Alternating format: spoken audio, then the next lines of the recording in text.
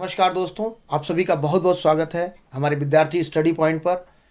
आज है 16 तारीख और 16 सितंबर, और आज हम ले लेते हैं 16 सितंबर के कुछ एमसीक्यू। जी हाँ, ये सभी एमसीक्यू आगामी कई परीक्षाओं के लिए महत्वपूर्ण है। खासकर जो हमारे चार्जमैन की तैयारी करने वाले विद्यार्थी हैं वो इस विषय पर ध्यान दें। जो ओएफबी के अंतर्गत अभी 60 डीपीएसयू बने हैं, उन सभी में एक परीक्षा अभी प्रस्तावित है, 2 या 3 महीने बाद होगी। और साथ ही यूपी पीईटी की परीक्षा होनी है, तो उन सभी के लिए इक्वली इम्पॉर्टेंट है। तो बिना समय गवाए हुए सीधे मुद्दे पर आते हैं। तो आज हम शुरू करते हैं हमारे आज के एमसीक्यू। हमारा पहला सवाल है, ये कंप्यूटिंग क्षेत्र से जुड़ा हुआ सवाल है, क्योंकि लगभग सभी परीक्षाओं में कंप्यूटर से जुड़े हुए सवाल कोई ना कोई पूछे जाते हैं। तो एक बहुत ही प्रचलित सा सवाल है कि क्यूबिट एक शब्द है, इस क्यूबिट शब्द का उल्लेख निम्नलिखित में से किस प्रकार की शब्दावली में, किस प्रकार की टेक्नोलॉजी में किया जाता है। हमारा पहला ऑप्शन है क्लाउडिंग जो सेवाएं हैं उसमें, क्वांटम कंप्यूटिंग में, बहुत सारा ऑडियो विजुअल जो कम्युनिकेशन टेक्नोलॉजी है यानी दृश्यमान प्रकाश संचार प्रौद्योगिकी में, या वायरलेस संचार प्रौद्योगिकी में। इसका सीधा उत्तर है बी, क्वांटम कंप्यूटिंग में क्यूबिट शब्द का इस्तेमाल किया जाता है। इसका आप स्क्रीनशॉट लेकर के इसकी डिटेल व्याख्या लिखी गई है, इसको आप पढ़ सकते हैं, सेव कर सकते हैं। जी हाँ, हमारा अगला क्वेश्चन है, भारत और अमेरिका के बीच वज्र प्रहार 2022 का संयुक्त अभ्यास का समापन हुआ है अभी अभी, ये कहाँ हुआ है? जी हाँ, इसका सीधा उत्तर है सी, यानी हिमाचल प्रदेश में। तो यहाँ पर दो प्रश्न बने। पहला सवाल तो यही है कि अभी भारत और अमेरिका के बीच किस सैन्य अभ्यास का समापन हुआ है? तो उस सैन्य अभ्यास का नाम है वज्र प्रहार। यहाँ पर वज्र प्रहार है, एक तो हमारा यही सवाल है। दूसरा सवाल है कि किस स्टेट में हुआ है? जी हाँ, हिमाचल प्रदेश में हुआ है। और एक यहाँ से एक तीसरा सवाल और बनता है कि ये जो 2022 का भारत और अमेरिका के बीच जो वज्र प्रहार युद्ध अभ्यास हुआ है, ये कौन सा संस्करण था? ये है 13वां संस्करण। तो ये 3 सवाल हैं, और भी कुछ और अन्य सवाल भी हैं, जैसे 12वां संस्करण कहाँ हुआ था? उसका उत्तर है वाशिंगटन में हुआ था। जब आप पढ़ेंगे इसकी डिटेल में, इसको आप स्क्रीनशॉट ले लीजिए, और इसको आप इस एक सवाल से कई सवाल निकाले जा सकते हैं। प्रश्नों को इसी तरीके से सजाया गया है। ठीक है, तो हम अगले सवाल पर आते हैं।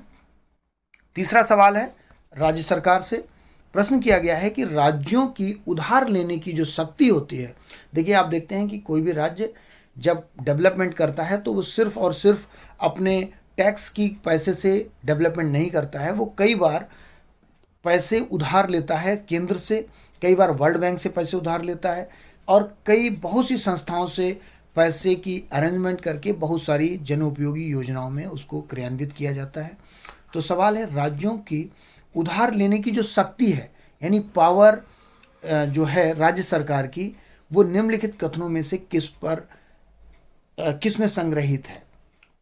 तो इन सब चीज़ों में आप पढ़िएगा, ये थोड़ा व्याख्यात्मक प्रश्न है।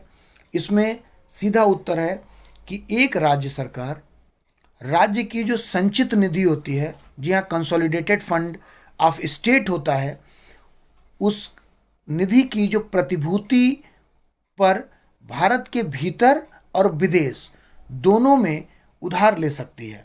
तो भारत की जो प्रत्येक राज्य की संचित निधि होती है, उसकी प्रतिभूति पर, यानी उसकी प्रतिभूति पर ही वह भारत के भीतर या विदेश में दोनों जगह उधार ले सकता है। उसका सीधा उत्तर यही है। जी हाँ, हमारा अगला चौथा सवाल है, आपको फिर से विचार करना है। जब विचार करने वाले सवाल यूपीपीएससी में खूब पूछे जाते हैं। संघ लोक सेवा आयोग और राज्य लोक सेवा आयोग में आयोजित होने वाली लगभग सभी परीक्षाओं में इस तरीके के सवालों की भरमार होती है। तो इसका हमारा पहला सवाल है, सवाल नंबर 4 है कि भारत में अंग्रेजों द्वारा नहर सिंचाई प्रणाली शुरू की गई थी। एक तथ्य है। देश में कुल सिंचित क्षेत्र में नहर सिंचाई का जो सिंचित प्रतिशत है वो लगभग 60% है। तीसरा है, वर्तमान में देश में निवेल सिंचाई क्षेत्र में कुओं और नलकूपों से सिंचाई का योगदान लगभग 25% है। आपको बताना है इनमें से कौन सा कथन सही है। कोई एक कथन सही है, या कोई 2 कथन सही हैं, या इसमें सभी कथन सही हैं? आप देखिए और इसका सही जवाब दीजिए। आपके पास 30 सेकेंड्स हैं। जी हाँ, इसमें सभी के सभी जवाब सही हैं और हमारा आंसर डी सही है। यानी सिंचाई प्रणाली की शुरुआत अंग्रेजों ने भारत में की। नहर सिंचाई प्रणाली की शुरुआत भारत में जो सिंचित क्षेत्र है उसमें नहर के द्वारा लगभग 60% आज भी सिंचाई की जाती है। तीसरा, वर्तमान में देश में जो निवल सिंचाई क्षेत्र है उसमें कुएं और नलकूपों से लगभग 25% सिंचाई की जाती है। तो ये तीनों के तीनों ऑप्शन इसमें सही हैं, 1, 2 और 3, यानी उपरोक्त सभी जो हमारे ऑप्शन हैं वो सही पाए गए हैं। नीचे व्याख्या लिखी है, आप इनको पढ़ सकते हैं। जैसे 1950-51 में लगभग 40% से घटकर वर्तमान में 25% हो गई है। कौन सी सिंचाई? निवेल, यानी जो कुएं और नलकूपों से होती है, और ये डिपेंडेबिलिटी शिफ्ट हुई है नलकूपों की तरफ। हमारा अगला सवाल है, सवाल नंबर 5 है, अंतर्राष्ट्रीय साक्षरता दिवस। अंतर्राष्ट्रीय साक्षरता दिवस के संबंध में निम्नलिखित में से कौन सा ऑप्शन सही है? देखिए, अभी हम सितंबर महीने में हैं और सितंबर महीने के महत्वपूर्ण सवालों का संकलन है। तो अभी 8 सितंबर गुजरा है। पूछा गया है कि क्या दुनिया भर में हर साल 8 सितंबर को अंतर्राष्ट्रीय साक्षरता दिवस मनाया जाता है? एक कथन है। दूसरा है, साल 2022 की जो साक्षरता दिवस की जो थीम है वह है ट्रांसफॉर्मिंग लिटरेसी लर्निंग स्पेस। आपको बताना है कि केवल एक सही है, केवल 2 सही है या दोनों सही हैं। जी हाँ, इसमें सीधा सा जवाब है कि हाँ, इसमें दोनों ही सही हैं। यानी ऑप्शन सी सही है कि दुनिया भर में हर साल 8 सितंबर को अंतर्राष्ट्रीय साक्षरता दिवस मनाया जाता है। पहली बार 1966 में साक्षरता दिवस के रूप में मनाया गया था। वर्ष 2022 में इसकी थीम थी ट्रांसफॉर्मिंग लिटरेसी लर्निंग स्पेस। अगला सवाल, सवाल नंबर 6, भूपेन हजारिका का संबंध निम्नलिखित में से कौन सा कथन सही है इनसे संबंधित? बहुत ही महत्वपूर्ण सवाल है। मैं उम्मीद करता हूं कि आप इस सवाल को विशेष ध्यान देंगे। भूपेन हजारिका से संबंधित जो ये सवाल है, इसमें क्या है, ये असमिया भाषा के गीतकार, संगीतकार, गायक, फिल्म निर्माता और लेखक थे, भूपेन हजारिका। नंबर 2, तमाम विवादों के कारण इन्हें भारत रत्न नहीं दिया जा सका। अब आपको बताना है केवल एक सही है, केवल 2 सही है, 1 या 2 दोनों सही हैं। इस तरीके के सवालों का जवाब देने के लिए आपको सभी ऑप्शन को ध्यान से पढ़ना होता है तथा थोड़ा सा सारगर्भित रूप से इसका जवाब देना होता है।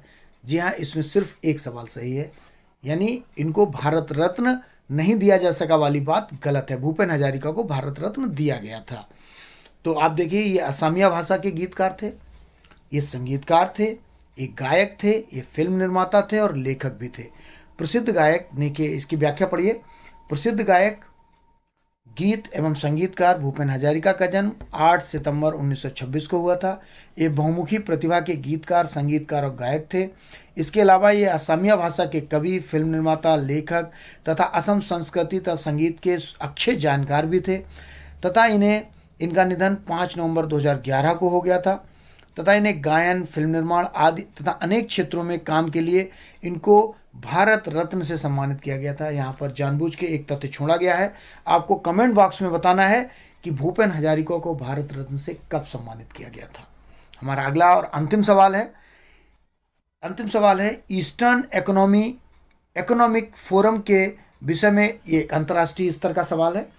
जैसे मैंने कहा, राष्ट्रीय और अंतर्राष्ट्रीय स्तर की समसामयिक घटनाएं। तो अंतर्राष्ट्रीय स्तर की समसामयिक घटनाओं से सवाल है कि ईस्टर्न इकोनॉमिक फोरम यानी जो ये है, इसके विषय में कौन सा कथन असत्य है? आप सभी कथन पढ़िए। पहला कथन है कि पूर्वी आर्थिक मंच, जिसे ईस्टर्न इकोनॉमिक फोरम कहते हैं, इसकी स्थापना 2015 में रूस के द्वारा की गई थी। दूसरा ऑप्शन, इस मंच पर रूस के सुदूर पूर्व यानी रूस के ईस्टर्न साइड में विदेशी निवेश को प्रोत्साहित करने के उद्देश्य से इसकी स्थापना की गई। नंबर 3, इस क्षेत्र में अपनी उपस्थिति बढ़ाने के लिए भारत ने साल 2019 में अपनी एक्ट फॉर ईस्ट नीति की घोषणा की थी। चौथा है, भारत के प्रधानमंत्री मोदी ने मॉस्को में आयोजित 7वें पूर्वी आर्थिक मंच के पूर्ण सत्र को संबोधित किया। अब आपको बताना है इसमें असत्य क्या है। जी हाँ, इसमें असत्य है चौथा सवाल। मोदी साहब ने इस मंच के समापन समारोह को संबोधित नहीं किया है। बाकी के तीनों कथन सत्य हैं। यानी बीते 9 अगस्त को प्रधानमंत्री मोदी ने ईस्टर्न इकोनॉमिक फोरम की वीडियो कॉन्फ्रेंसिंग के जरिए संबोधित किया है। आप इसमें था आर्थिक मंच के पूर्ण सत्र को संबोधित किया है। मोदी ने मॉस्को में आयोजित 7वें पूर्वी आर्थिक मंच के पूर्ण सत्र को संबोधित किया है। आपको इसमें बताना था कौन सा कथन असत्य है, तो इसमें डी कथन असत्य था। इसका मतलब है कि 9 अगस्त को अभी मोदी ने ईस्टर्न इकोनॉमिक फोरम में वीडियो कॉन्फ्रेंसिंग के जरिए इसको संबोधित किया। तब व्लादिवोस्टोक में आयोजित 7वें पूर्वी आर्थिक मंच के पूर्ण सत्र को संबोधित करते हुए मोदी ने कहा है कि भारत आर्कटिक क्षेत्र में रूस के साथ अपनी साझेदारी को मजबूत करने का इच्छुक है। प्रधानमंत्री ने आगे कहा कि साल 2019 में भारत ने अपनी एक्ट फॉर ईस्ट नीति की घोषणा की थी। इस नीति की घोषणा के बाद रूस के सुदूर पूर्व के साथ भारत का सहयोग विभिन्न क्षेत्रों में बढ़ा है। तथा बता दें कि पूर्वी आर्थिक मंच की शुरुआत साल 2015 में रूस के राष्ट्रपति व्लादिमीर पुतिन की पहल पर की गई थी। इसी मंच को रूस के सुदूर पूर्वी विदेशी निवेश को प्रोत्साहन करने के लिए इसका योगदान दिया गया था तथा इसका आयोजन हर साल रूस के व्लादिवोस्टोक एक शहर है वहाँ होता है। मित्रों, इसी 7 सवालों के साथ उम्मीद करता हूँ कि हमने 10 से 12 सवालों को संकलित करने का प्रयास किया है। Thank you for watching. Have a nice day ahead. आपका बहुत बहुत धन्यवाद। Have a nice day ahead. Thank you.